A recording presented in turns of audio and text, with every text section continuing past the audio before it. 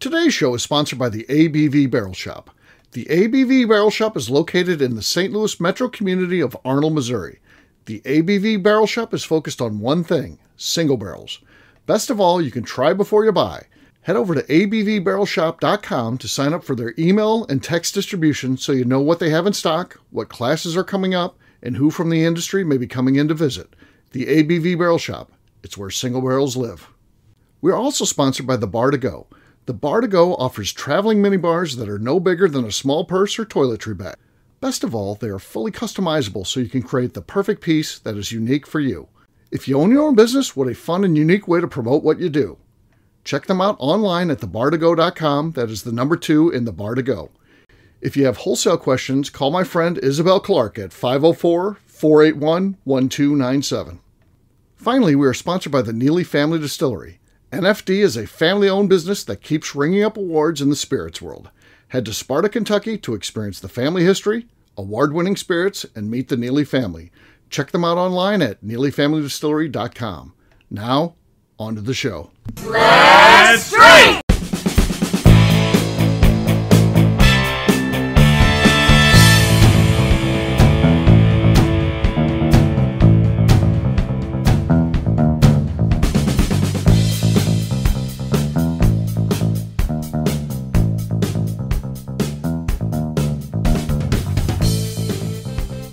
Welcome to the Bourbon Daily, the podcast about everything bourbon delivered to you every day of the week. Today on the show, we discuss what would make a good bourbon hotel. My name is McNew. Please join me in welcoming my co-host, Steve Akeley, along with our special guests, Kathy Poole, Evan Nieders, and Tim Swyatt. Hey, gang, what's up? Hey, What's guys. happening? Hello. Hey-oh, so yes, we're going to be talking about what would make a good bourbon hotel. What are some of the things that we'd like to see if there's bourbon hotels out there. This isn't a new concept. So maybe some that are listening can be like, oh, we've got that. We don't have that. We need to do this. So we'll go over our list of demands to create the perfect bourbon hotel. We'll get to that after the break. For right now, though, Kathy said there's something she wanted to talk about. What is that, Kathy? Well, we're talking about hotels, so I want to hear about your worst hotel experience. Oh, yeah, this is an easy one. Where do we want to start? Yeah. Yeah. So I've got the family. This was a late night trip, pulling into Nashville area, heading to Florida. So pulling into Nashville late at night. So it was one of those deals where we would drive after the warden got off work. This is when I had a corporate job. It was when I got off work too.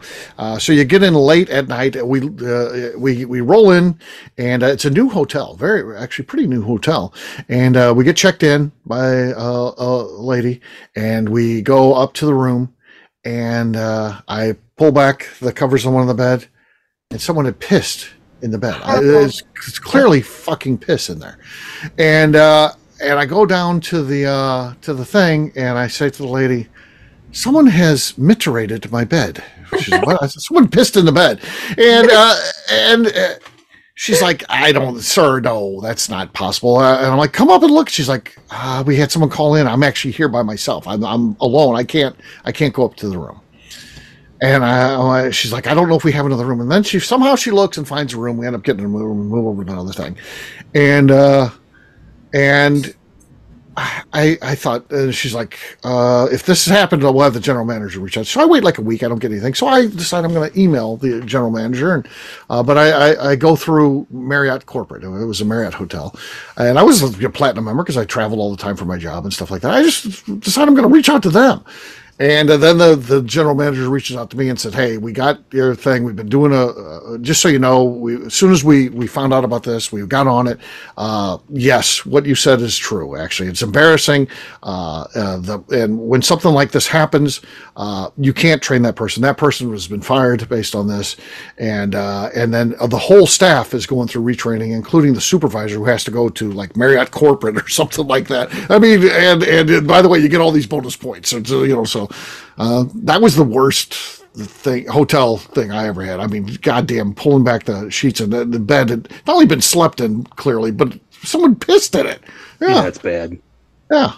So the maid admitted that she was in a hurry, and she was in a hurry, so she didn't even look in the bed. And I guess whoever did it was embarrassed. They kind of covered it, had it kind of covered up, and they just fucking made the bed, and she was like, "Oh, this is done."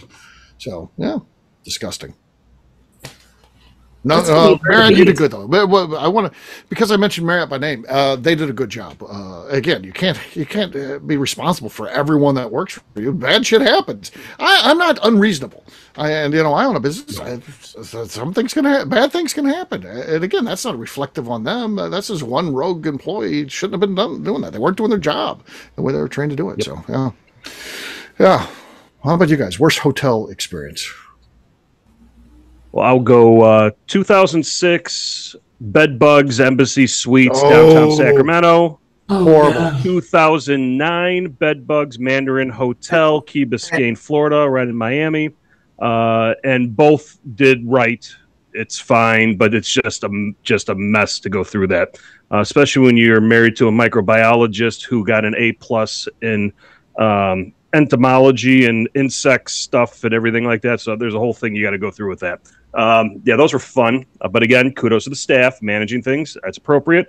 I am very well versed on what to look for the signs of when they're treating for bed bugs. So you know that, okay, you got to deal with it. It is what it is.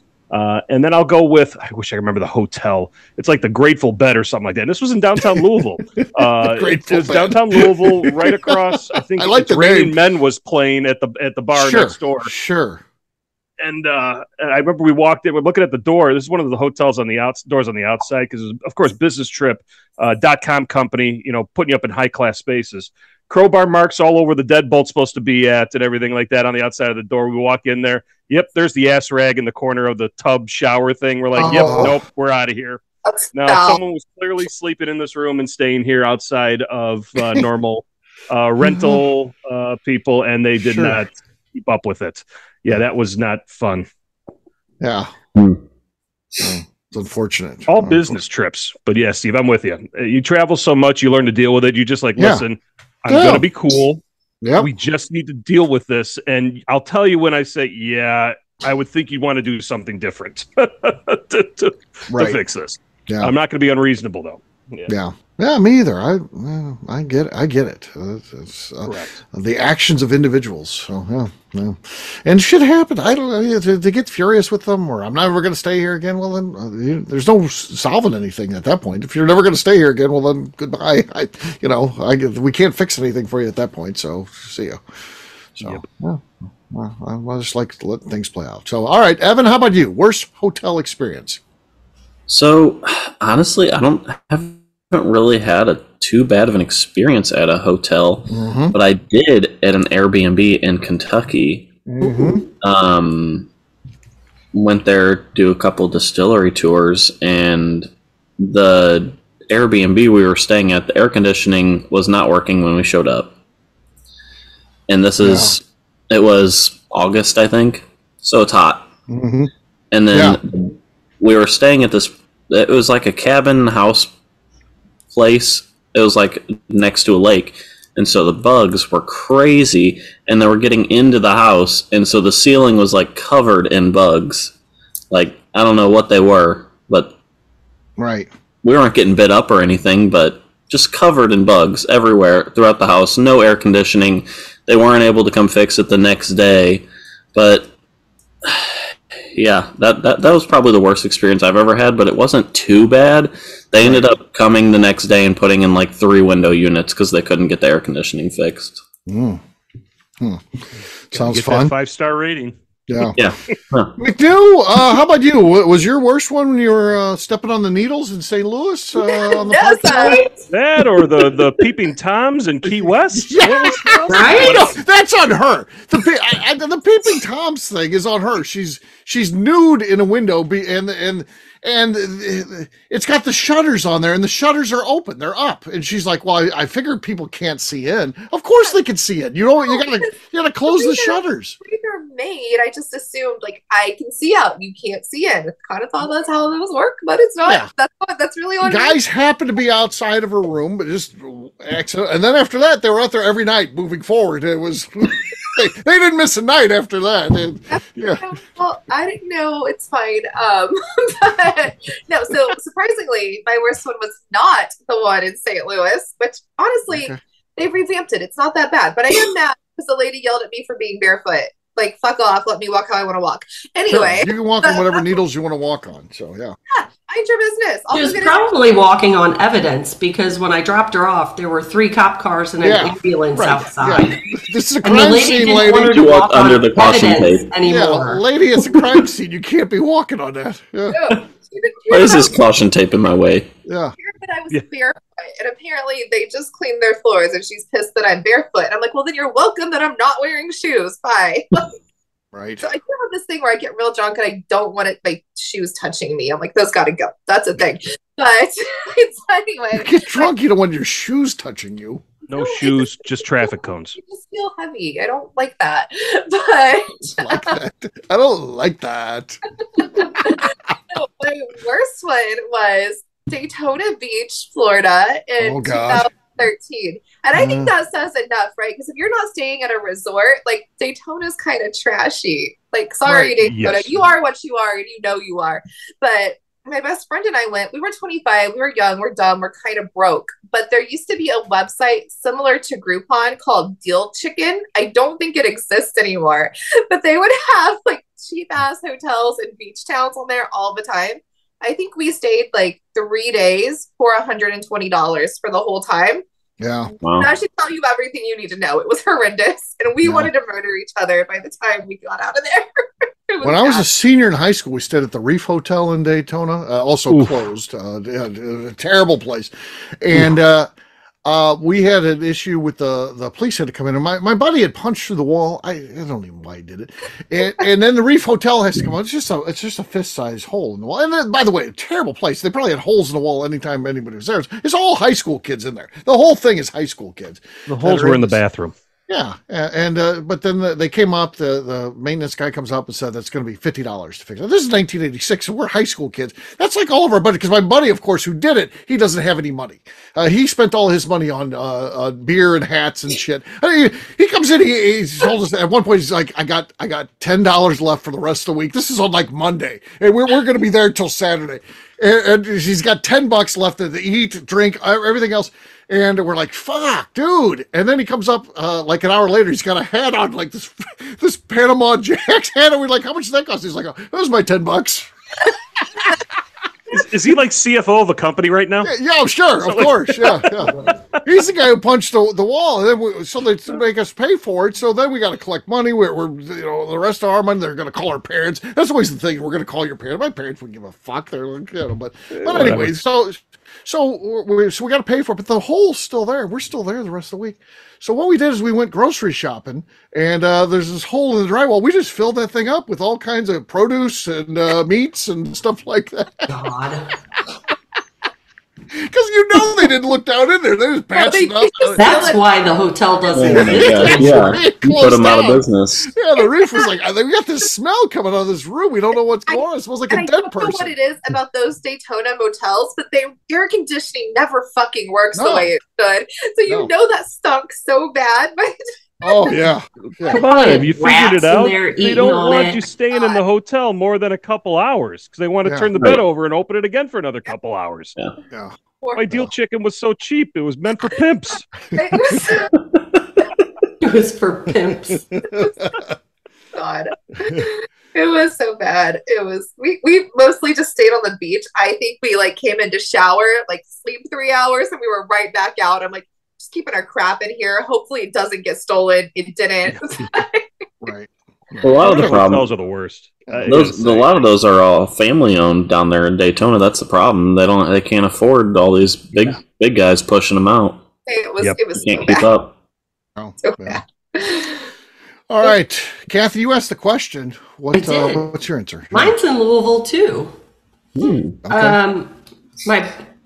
The dentist that sold the practice to his son. So when I worked for him, he and one of my coworkers and I were going to a one-day course in Louisville, and it started in the morning. So we drive out there, and he goes into his room, and we go into our room, and we're like, "Why does it smell like paint?" And there were crack whores in the parking lot. I'm pretty sure they had painted over a murder scene. Yeah. You're probably in the same hotel I was in. Right. He was a frugal guy, and he was like, yeah, we're not staying here. So I don't know what had happened in his room, but we walked in, turned around, walked out, and found a different place. Yeah. One on Broadway. What is that hotel's name? It's horrible. This was a Days Inn. Oh, no. I stayed at that one on Broadway because it looked nice in the photos. Well, sure. They're not going to put on photos what it really looks like. No, they're like, we're in business to make money. Yeah, This is on me, because if you stay on Broadway in Nashville, it's nice. In Louisville, just avoid that. It's not the same. Yeah. All right. Well, on that note, it is time to drink. What is everyone drinking? Let's start with Tim this time. Tim, what do you got? All right. I am going to go with a fine rye whiskey from Rye Whiskey. It's the rye blend. Okay. From Phenomenal Spirits, our buddy Karthik. Phenomenal. Okay. Ooh, that was good. It's a good one. You're getting better. Came through pretty nice on my end as well, if I say so myself. I got Papaw's birthday bourbon here. So that's the release from this year. Bottle number 97 out of only 100. Signed by the man himself. That's you can't really see with the What'd that cost you? Papaw. I don't remember. A stern look? Penny. Probably a stern look, yeah. For him to sign it was an extra $20. You gotta float him a 20. Yeah. He loves signing shit. He acts like he hates it every time. He loves it. The guy, he's so happy when he's signing bottles. So I saw him signing some this week. So I'm glad to see that. I'm glad to see things are going well for. Love Papaw. So here's from his birthday barrel from this year. So here we go. Cork pop. Swide on the set. No. Nothing there. Wow. Tim's got the lead. I was just all squeak. All squeak. Like, I'll talk waiting to for it. It was like a big ready to come, and then nothing. Yeah, then nothing. So Tremendous disappointment. It was disappointment. Yeah. All right.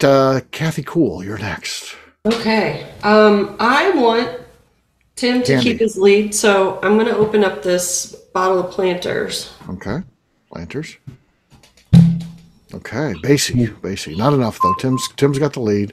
McNew, you're next. Have some Brothers Bond. Okay.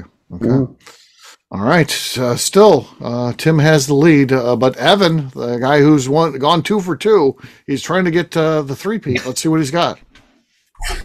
I feel bad. I don't want to take it away from Tim. Sure. Oh, yeah. He feels terrible. You do it. Go right ahead. Let's see it. Let's see what you got. Mash build picked by the ABV Barrel Shop. It's a rye whiskey finished in Barbados rum barrel. That's a really good one. No, he got it in. He got it in. He got it. Spectacular. Yeah. Well Kathy played. tried to talk over it for you, but that she didn't quite get it. That was a nice move by Kathy, but it just didn't work. So, cheers, gang. You didn't pay her quite. So Evan gets the 3-peat. Yeah, Evan's been on a roll. The last couple times he's been on, he's been killing fire. Yeah, he is. He's fire. All right, what we'll do next, we'll take a quick break, and then when we come back, we're going to be talking about what would make a good bourbon hotel. We'll do that in just a few.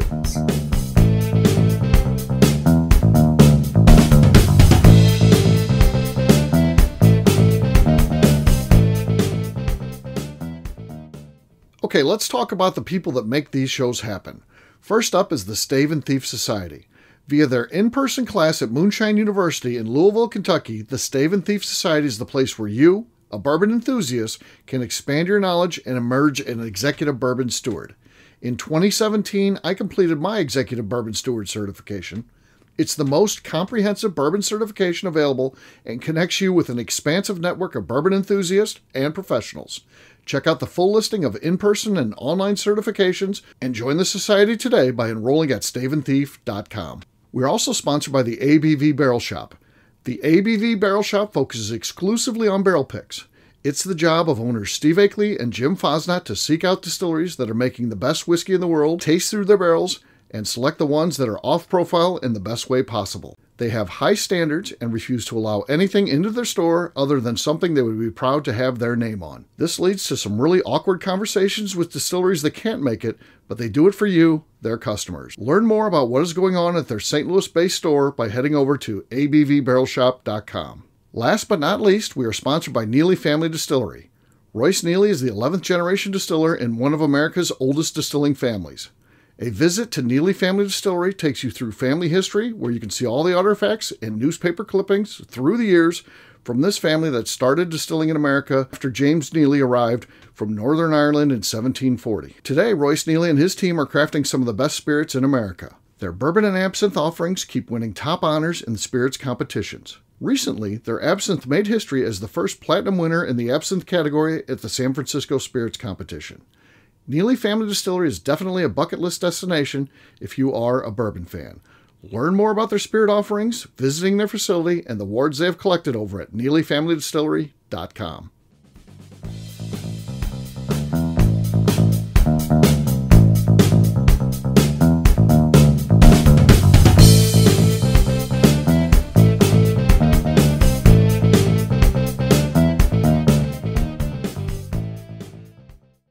I'm Ryan Thompson, and I am a billionaire, and KK will get none of my whiskey, and I enjoy my single malt scotch. You're listening to the Bourbon Daily.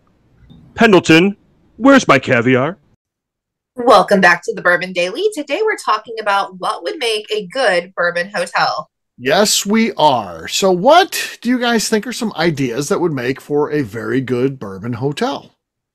Car service associated with the rate that I pay. Okay, car service. That's a good idea. I don't think that comes along with a lot of things. No. That would be pretty nice to make sure I don't have to worry about getting around places. And yeah, I think that's a gap. I don't know how they would do that. I don't know how they would do that unless they had certain designated places and they came. It was almost like a shuttle that was like, we'll pick you up here at this time, this time, this time. That's it. Or maybe if you paired with like a tour company, or something. Yeah. Cool. Okay. What Your ideas are way better than mine.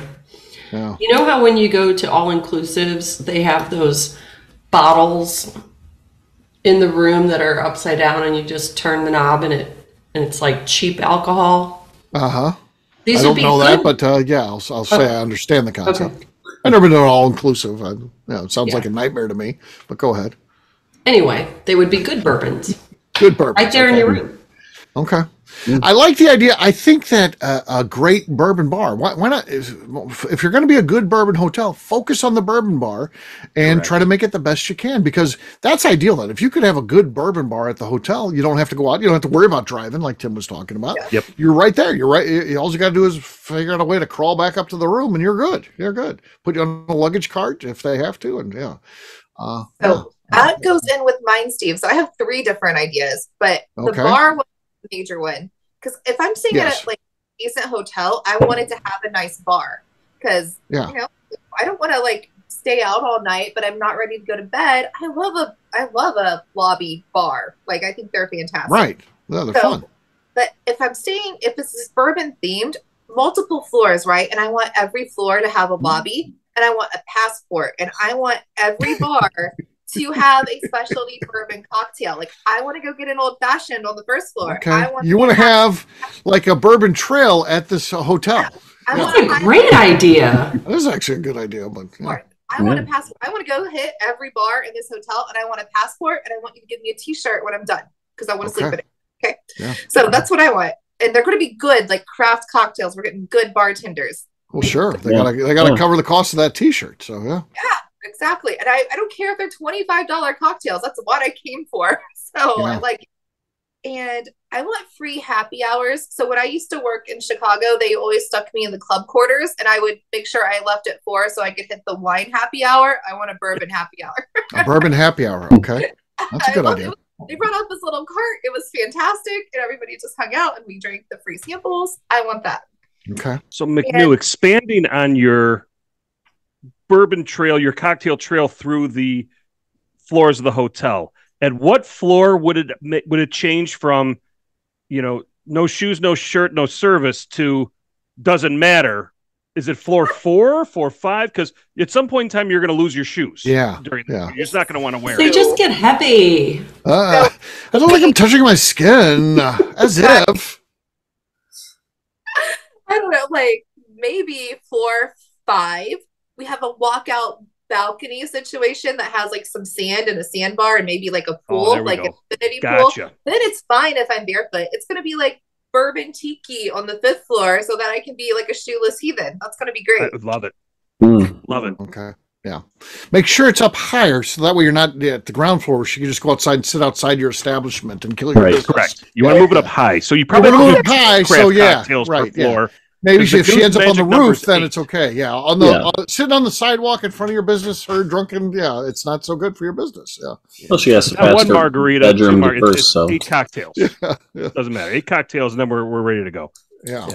I think and this could be part of your bourbon trail too. You got the 4 bars, which is a cool idea, but have a good restaurant there too that incorporated a lot of bourbon into things. So, bourbon sauces and marinades and bourbon in the desserts and stuff like that. There's a lot of ways to incorporate bourbon into cooking. So I feel like the restaurant should also go with the theme. It should. That restaurant plays right into it, which is because we need to eat. Sometimes we go on a cocktail mission and forget to eat the food. So that's even better.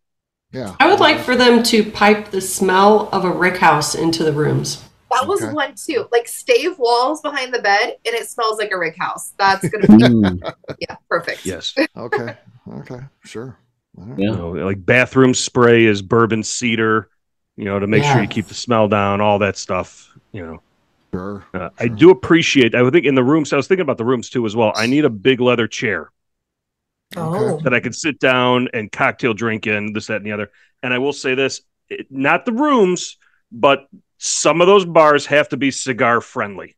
That's where I was going to. Yes. Tim. With the leather chair, I was like, I just pictured somebody with a cigar. It doesn't have to be your room. The top floors makes a lot of sense. Okay. I also want, in case I don't want to be at a beach bar or a cigar lounge, I want recorded sounds that are either Freddie Johnson or Stephen Fonte just reading bourbon things to us. That's what I want to fall asleep to. All right. That's good. Nightly lullabies. Yeah, Fonte. Dial the number on the little phone, and one of them is reading something. Okay. You want to save your pox? Drink Yellowstone. The number 1 bourbon in before Prohibition was Yellowstone. Welcome to the cutest little rick house in Kentucky. Who doesn't want that? Right. No. Right. So I 100% agree. Yeah, that's good. That's good. What else do we want for the ultimate bourbon hotel? So the bourbon bar and restaurant is definitely key. I think what would be really cool too is how you get room service with food, but have like a mixologist come to your room and make you like a flight of cocktails. Okay. In your room and show you how they make them too. And they could have a breakfast line and a lunch line. Yeah. A dinner line. Different cocktails for each part of the day. Yeah, that's pretty good. I like that. So, yes. Anything else? There you go. There's some ideas for the ultimate bourbon hotel, folks. And yes, we just throw them out there. We throw them out there, and they can pick and choose what they like there. So we'll see. And if you do diamonds in there for sure, we might stay at your place. Yeah. So there you go. All right, we'll wrap this one up as we always do by talking about where people can find us. Evan, we're going to start with you. Where can people find you? You can find me on Facebook at Evan Needers. All right, Kathy. You can find me on Instagram at KKCaskStrength. Tim. Find me on Instagram at SwyGuy2112. McNew. You can find me shoeless after a few drinks and at McNew ABV on Instagram. All right, for me, I'm an easy guy to find. I'm at Steve Akeley on Twitter, Instagram, or Facebook. I've got a website, steveakeley.com. We've also got a company website, abvnetwork.com. Check it out. Everything that we do is out there. Previous shows, blogs, so much more, abvnetwork.com. Come by and see us at ABV Barrel Shop. You never know what's going on. We've got a lot of interesting people that come by, and you'd probably like to meet them. So check us out, abvbarrelshop.com, to learn more. McNew, anything else to say before we get out of here? I would like to remind the audience to please give us a 5-star review that includes comments. It helps new people find the show, which is very important to us. And if you like what we're doing, We ask that you please visit our Patreon page at patreon.com/the ABV Great job today, gang. Finance will have a brand new show for you tomorrow. Looking forward to that. Until then, take care, everybody. See ya. Bye. See you, everyone. Bye. Bye. Peace.